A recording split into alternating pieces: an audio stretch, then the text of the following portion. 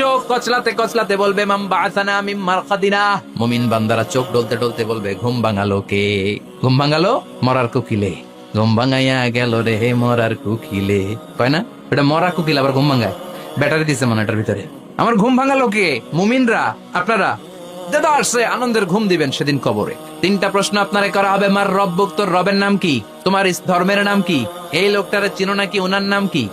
এবার বলবে তিনটা প্রশ্নের উত্তর কোত্থেকে শিখলা? কও কোত্থেকে শিখছেন? বলতে হবে কোরআন থেকে শিখেছি।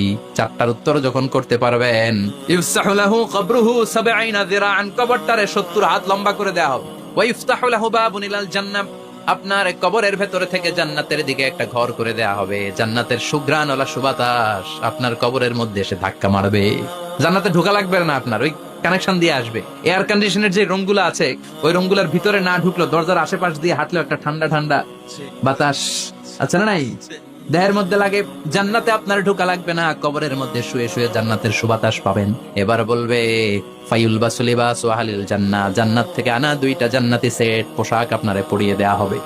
এবার আপনারে বলা হবে আহলান ওয়া সাহলান, কংগ্রেচুলেশন, খোশ আমদেদ, তোমার জন্য কংগ্রেচুলেশন, সুস্বাগতম। তিনটার পরে চতুর্থ প্রশ্নের উত্তরও পেরেছো। জান্নাতের পোশাক তোমারে পরিয়ে দিলাম, আর কোনো কাজ নাই, এবারের মতো খেলা শেষ, এবার ঘুমাও। কি করো? কথা বলেন। ঘুমাও। নাম কা নাউমিল আরুস, বাসর রাতে বর যেমনি কনেকে নিয়ে শান্তির ঘুম দেয়, এরকম ঘুম দাও। তোমার ঘুম কেউ ভাঙাতে পারবে না ইসরাফিলের 3 নাম্বার ফুৎকার ছাড়া।